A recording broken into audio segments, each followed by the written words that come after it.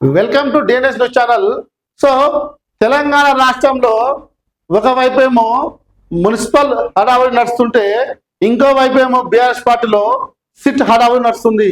BRS పార్టీలో అగ్ర నాయకుడైనటువంటి కేసీఆర్, కేటీఆర్, హరీష్ రావు, సంతోష్ రావు వీళ్ళను సిట్టు నీడల వెంటాడుతుంది.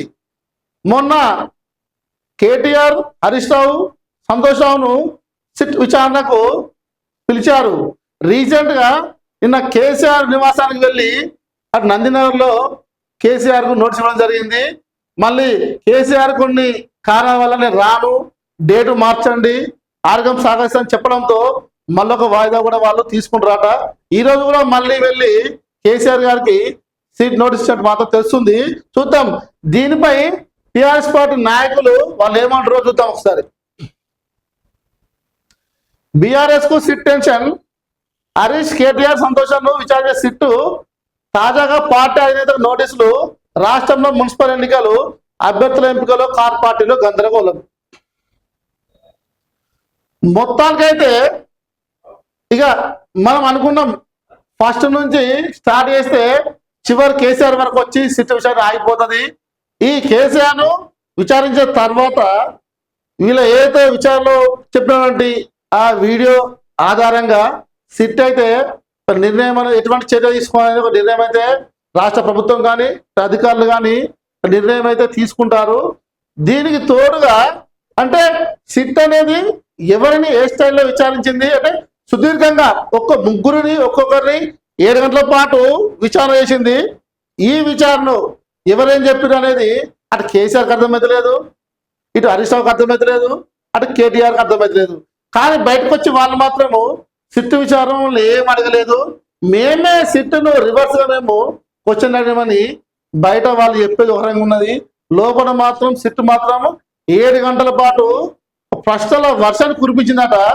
దాంతో పాటు తెలంగాణలో ఇప్పుడు మున్సిపల్ ఎలక్షన్ రాజకీయ ఏదైతే ఇప్పుడు రగులుకున్నది. ఈ రోజు నామినేషన్లు చివరి రోజు కావడంతో అన్ని పార్టీల అభ్యర్థుల గుండెల్లో గుబులు అనేది మొదలైంది. దాంతో పాటు ఇటు అధికార పక్షం కానీ అటు ప్రతిపక్షాలు కానీ అభ్యర్థుల ఎంపికలో వాళ్ళు తలమునకలై ఉన్నారు. ఈ రోజుతో అది క్లియర్ అయిపోతుంది. రేపటి నుంచి స్క్రూటినీ విత్డ్రా కూడా అయిపోతాయి. దాంతో పాటు ఓటర్లను ఏ విధంగా ప్రలోభ పెట్టాలి, ఓటర్లకు ఏం చెప్పి ఓటు అడగన్నా కూడా అటు ప్రతిపక్షం కానీ అధికార పక్షం కానీ వాళ్ళు మెంటల్ గా ఫిక్స్ అయ్యేట్టు తెలుస్తుంది.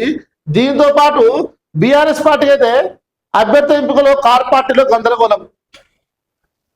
బీఆర్ఎస్ పార్టీకి తెలంగాణ ఉద్యమంలో సుదీర్ఘంగా వాళ్ళ ధనమల ప్రాణాలను కూడా లెక్క చేయకుండా వాళ్ళు చాలా మంది వాళ్ళ జీవితాన్ని కూడా త్యాగం చేసినటువంటి వ్యక్తులను పక్కకు పెట్టి రీసెంట్ గా అంటే ఈ 10 సంవత్సరాల నుంచి కానీ ఇప్పుడు 2 సంవత్సరాల నుంచి కానీ వచ్చేటువంటి అభ్యర్థులకి కొన్ని చోట్ల బీఆర్ఎస్ పార్టీ వాళ్ళు అయితే ఎక్కువ ప్రియారిటీ ఇస్తున్నారనేది అక్కడక్కడ మనం వార్తలు చూస్తున్నాము.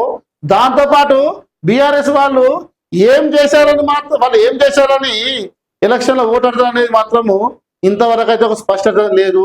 దీంతో ప్రతిపక్షాలు ఏమంటున్నాయంటే తెలంగాణలో ప్రతిపక్షాలు కానీ ప్రజలు కానీ కవిత గత 6 నెలలుగా కవిత సంధించినటువంటి ఒక్క ప్రశ్నకు కూడా అటు కేసీఆర్ కానీ కేటీఆర్ కానీ హరీష్ రావు కానీ ఇంతవరకు వాళ్ళు సమాధానం కూడా చెప్పలేదు.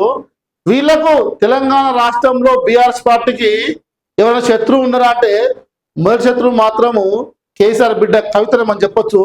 కవిత ఇంతటితో ఆకుండా రేపటి నుండి తెలంగాణ రాష్ట్రం మొత్తం తిరిగి వీళ్ళు చేసిన 10 సంవత్సరాలుగా వీళ్ళు చేసిన విధ్వంసాన్ని ప్రజలకు కళ్ళగట్టట్టు కూడా కవిత చూపిస్తారని కూడా మనము ఈ సందర్భంగా మనం చెప్పకనే చెప్పొచ్చు.